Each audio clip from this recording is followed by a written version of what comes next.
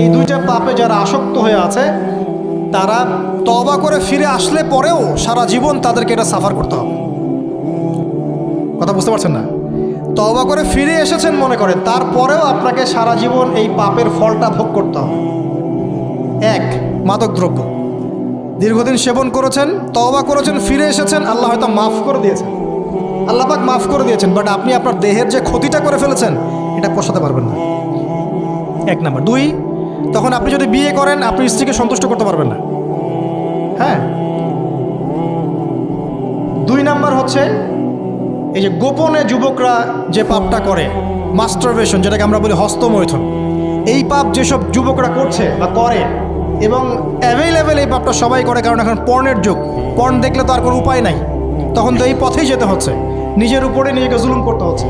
যারা হস্তমৈথুন অভ্যস্ত হয়ে গেছে এরা যদি তওবা করে ফিরেও আসে, শরীরের যে ক্ষতিটা হয়েছে এটা পূরণ হবে না কোনো।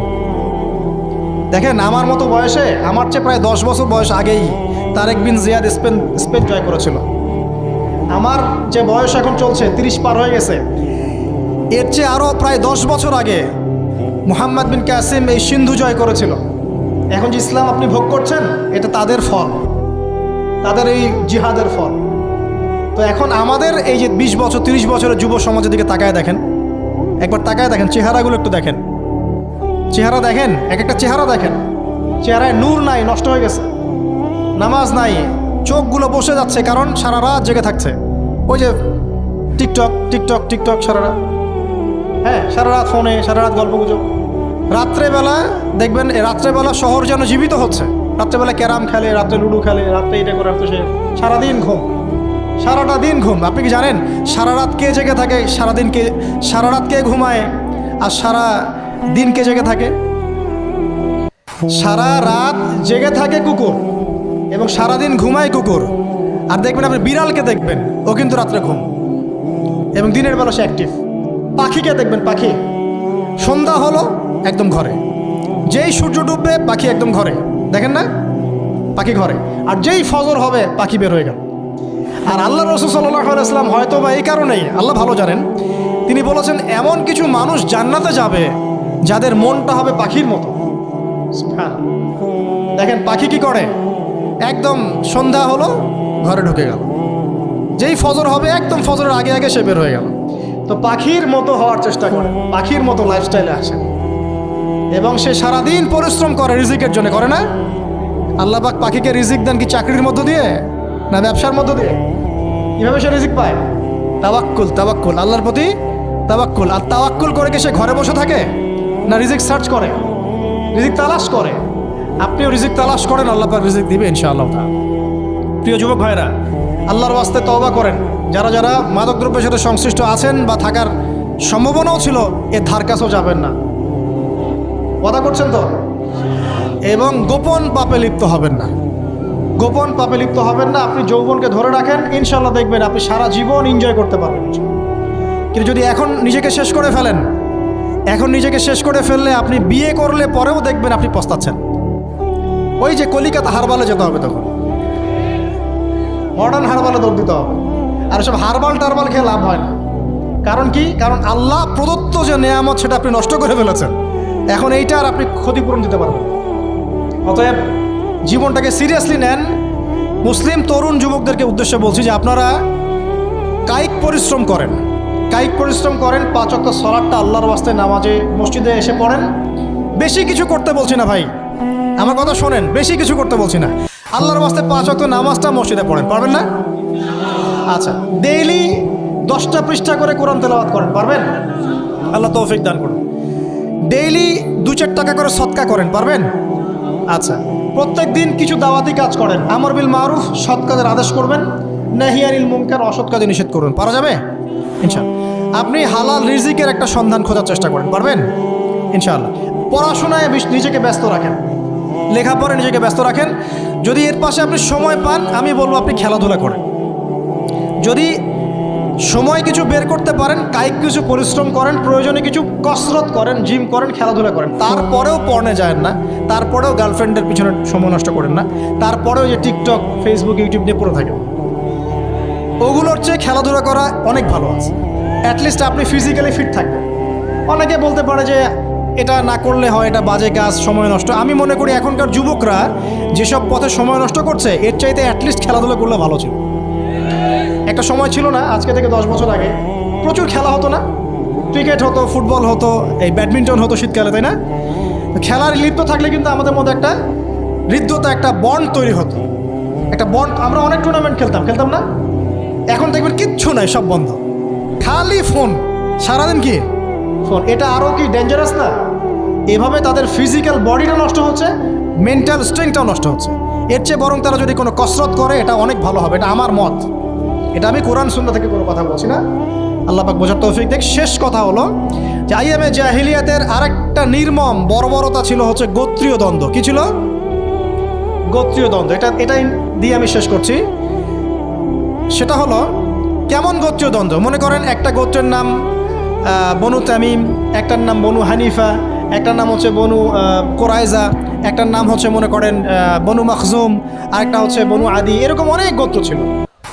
এই গোত্রগুলোর মধ্যে আপোষে দ্বন্দ্ব চলতো, খুব সামান্য কারণে তারা দীর্ঘস্থায়ী যুদ্ধ করত। একটু বোঝার চেষ্টা করে, খুব সামান্য কারণে তারা লম্বা লম্বা যুদ্ধ করত। একটা উটকে কেন্দ্র করে প্রায় 80 বছর যুদ্ধ হচ্ছে। কত বছর? 80 বছর। এখন আপনাকে বলি, এই যে জাহেলিয়াতের এই যে গোত্রীয় হানাহানি, মারামারি, কাটাকাটি, এটা কি এখন সারা বিশ্বে ছড়িয়ে পড়েছে কি পড়ে নাই? আল্লাহর নূর দিয়ে দেখেন, পড়েছে কি পড়ে নাই? ওই দ্বন্দ্বটা কিন্তু দেশ থেকে দেশ ছড়িয়েছে, যেমন ঠিক একইভাবে ধর্মের মধ্যেও ছড়িয়েছে। ধর্মের মধ্যেও আমরা কিন্তু বহু দলে ভাগ হয়ে গেছি। এমনকি মুসলিমদের মধ্যেও আমরা শততা বিভক্ত বিভিন্ন দলে, আছে না? এক দল আরেক দলের লোকদেরকে সহ্য করতে পারে না, আরেক দল আরেক দলের ইমামকে সহ্য করতে পারে না, হ্যাঁ, এক সংগঠন আরেক সংগঠনকে সহ্য করতে পারে না। এই যে গোত্রীয় হানাহানির সুন্নত, ওই আইয়ামে জাহিলিয়াতের সুন্নত, এটা এখন মুসলিমদের মধ্যেও ঢুকে পড়েছে। প্রিয় ভাইরা, দেখুন, আমি এক কথায় বোঝাতে চাইলাম যে জাহিলি যুগ আপনি যেটাকে বলছেন, আইয়ামে জাহিলিয়াত যেটাকে বলছেন, যে কারণে বলছেন, ওই কারণগুলো প্রত্যেকটা কারণ এখনকার বিশ্বে মজুদ আছে। শুধুমাত্র স্বল্প পরিসরে না, এখন বড় পরিসরে মজুদ আছে। অতএব আপনাকে যদি আইয়ামে জাহিলিয়াতুল আকবার বলে কোনো বিশ্বকে রিকগনাইজ করতে হয়, তাহলে এখনকার বিশ্বকে করতে হবে। অতএব এই ওয়ার্ল্ড অ্যাফেয়ার্সটাকে বোঝেন, জাহিলিয়াতটাকে বোঝেন। এই জাহিলিয়াত থেকে উত্তরণের জন্যে সমাধান কে দিয়েছিল বলেন? ইসলাম কি সমাধান দেয়নি? ইসলাম সমাধান দিয়েছে, কোরআন সমাধান দিয়েছে। রাসূলুল্লাহ সাল্লাল্লাহু আলাইহি ওয়াসাল্লাম 23 বছরের মধ্যেই সমস্ত জাহিলিয়াতকে দূর করে দিয়েছে, দেন নাই? বলেন, 23 বছর পর কি মক্কায় শিরক ছিল? বলেন, 23 বছর পর কি মক্কায় সুদ ছিল? 23 বছর পর কি মক্কায় জেনা, এই যে আপনার ব্যভিচার, এই যে আপনার মাদক, এই যে গোত্রীয় হানাহানি, নারীর অবমাননা, এগুলো ছিল? তাহলে একজন মহামানব, তিনি 23 বছরের মধ্যেই পুরো সমাজটাকে সংস্কার করে ফেললেন না? সেই রাসূল সাল্লাল্লাহু আলাইহি ওয়াসাল্লামের সুন্নত কি মরে গেছে? সেই আল্লাহ কি মরে গেছেন? নাউজুবিল্লাহ। সেই আল্লাহ পাকের নাজিলকৃত কোরআন এবং হাদিস কি মরে গেছে? তাহলে সেই আল্লাহ যদি জীবিত থাকেন, সেই রাসূলের আদর্শ যদি জীবিত থাকে, এবং সেই কোরআন যদি এখনও মুসলিমদের হাতে থাকে, তাহলে এখনকার বিশ্বের জাহিলিয়াত আমরা ফেস করতে পারবো না? পারবো না ইনশাল্লাহ? পারবেন ইনশাল্লাহ? কি করবেন তাহলে? মোটা দাগে কয়েকটা কথা বলে শেষ করে দিই। 1 নাম্বার, প্রিয় ভাই, জ্ঞান অর্জন করেন, প্রচুর পড়াশোনা করেন। জ্ঞান অর্জনের ক্ষেত্রে সাম্প্রদায়িক হবেন না, এতটুকু নিব এতটুকু নিব না, এর থেকে নিব ওর থেকে নিব না, এমন হবেন না। জ্ঞান যেখানে পাচ্ছেন নিতে থাকেন, আল্লাহ পাক আপনাকে নূর দিবে ইনশাআল্লাহ। আল্লাহ যখন আপনাকে নূর বা আলো দিবে তার পক্ষ থেকে, আপনি এমন কিছু দেখবেন যা অন্যরা দেখতে পারছে না। আপনি খিজির হয়ে যাবেন ইনশাআল্লাহ আলাইহিস সালাম। যে মুসা আলাইহিস সালাম বুঝতে পারছেন না কেন নৌকা ফুটা করছে, কেন বাচ্চাকে হত্যা করছে, আর কেন দেয়াল নির্মাণ করছে, কিন্তু খিজির আলাইহিস সালাম বুঝতে পারছেন কেন এগুলো করতে হচ্ছে। 2 নাম্বার, প্রিয় ভাই, আপনার হায়াতটাকে মূল্যায়ন করেন। আজকেই তওবা করে ফিরে আসেন, 5 ওয়াক্ত নামাজি হয়ে যান, সময় অপচয় বন্ধ করেন, যৌবনকালটাকে কাজে লাগান, সিরিয়াস হন, জীবনটার ব্যাপারে সিরিয়াস হন। জীবনটা কিন্তু হেলায় খেলার বিষয় না। একবার চলে গেলে, একবার মৌত হয়ে গেলে কান্নাকাটি কোটি কোটি বছর করলে আল্লাহ পাক আর দ্বিতীয়বার পৃথিবীতে ফিরাই দিবে না, দিবে? তো কি কারণে আমরা আমাদের সময়টাকে হেলায় নষ্ট করছি? সুযোগ আছে কোনো সুযোগ নাই। যেই কাজের পরকালীন কোনো ফায়দা নাই, সেই কাজে আমি নাই। সোজা কথা বোঝেন? যেই কাজে পরকালের কোনো ফায়দা নাই, সেখানে আমি নাই। এরকম আকীদা রাখবেন। ইলম অর্জন করবেন কেন? পরকালের ফায়দা আছে তাই। নামাজ কেন পড়বেন? পরকালে ফায়দা আছে তাই। প্রেমের সম্পর্ক করব না কেন? পরকালে ফায়দা নাই তাই। এই গান এই মিউজিক শুনবো না কেন? আমি পরকালে কোনো ফায়দা নাই তাই। আমি অহেতুক এসব টিকটকের পিছনে ঘুরবো না কেন? পরকালে কোনো ফায়দা নাই তাই। যে কাজ পরকালে ফায়দা দিবে আমি সেই কাজে আছি। পারা যাবে ইনশাল্লাহ। আল্লাহ তৌফিক দান করো। যুবক ভাইদেরকে আমি অনুরোধ করবো যে আপনাদের যৌবনটা আগামী মুসলিম উম্মার ভবিষ্যৎ। এই যে বলে না যে জাতির কাণ্ডারি হবে অমুক তমুক, কেউ জাতির কাণ্ডারি হতে পারবে না। জাতির কাণ্ডারি যদি হতে চায় তাহলে মুসলিম যুবকরাই হতে পারবে ইনশাআল্লাহ। যারা সারাদিন মাদকদ্রব্য সেবন করে এরা জাতিকে কিচ্ছু দিতে পারবে না। যারা সারাদিন হকি স্টিক নিয়ে ঘুরছে আর নির্মমভাবে মানুষকে মারছে এরা জীবনেও জাতিকে কিচ্ছু দিতে পারবে না। ফাসাদ সৃষ্টি করা ছাড়া কিচ্ছু করতে পারবে না। দেশকে, জাতিকে এবং উম্মাকে যদি এগিয়ে নিতে হয় শুধু মুসলিম যুবকরাই পারবে ইনশাআল্লাহ। এবং কারা পারবে? যারা অন্য ধর্মের মানুষ কিন্তু মনটা স্বচ্ছ সৎ, তারাও পারবে। যাদের মনে সততা আছে অন্য ধর্মের হলেও তারা পারবে ইনশাআল্লাহ। যার মনে সততা নাই সে পারবে না। করাপ্টেড, দুর্নীতিপূর্ণ মন নিয়ে কখনো দেশের খেদমত, জাতির খেদমত করা যায় না। বাংলাদেশের সবচেয়ে বড় সমস্যা দুর্নীতি। বাংলাদেশের 1 নাম্বার সমস্যা দুর্নীতি। দুর্নীতি যদি না থাকতো আর সমস্ত কালো টাকা যদি সাদা করা যেত বাংলাদেশের মানুষকে আজকে না খেয়ে মরতে হতো না। সামনের দিনগুলো কঠিন হবে, ভয়াবহ হবে, এটা সবাই বুঝতে পারছে, হয়তো শুধু আপনারা পারছেন না। আল্লাহ পাক আপনাদেরকে বোঝার তৌফিক দান করুন, আমিন। সামনে যান, নিজের জীবনকে কাজে লাগান, যৌবনকে কাজে লাগান, একটা হালাল রিজিক সার্চ করেন। অল্প রিজিকে সন্তুষ্ট হয়ে যান, উচ্চাভিলাষী হবেন না।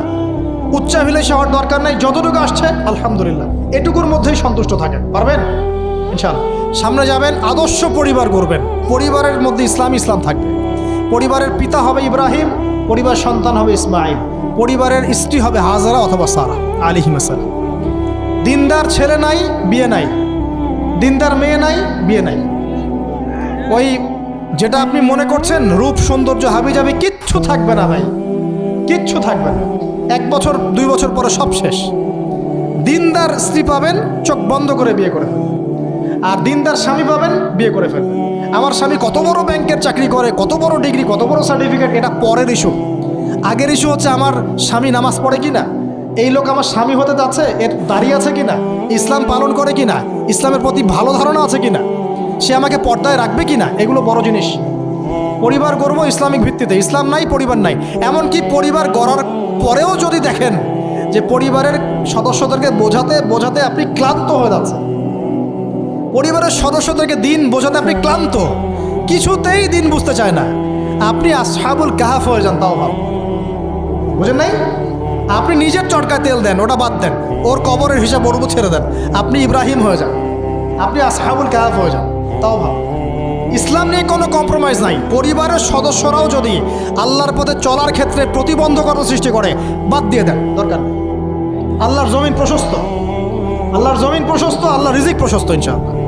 আল্লাহ পাক উত্তম আরও কিছু দিবেন আপনাকে ইনশাআল্লাহ তাআলা। খেয়াল রাখবেন, পরিবারের মধ্যে ইসলাম থাকতে হবে। এখানে কিন্তু আপনাকে কেউ বাধা দিবে না, এর কর্তা আপনি নিজেই। আল্লাহ পাক তৌফিক এনায়েত করুন, আমিন।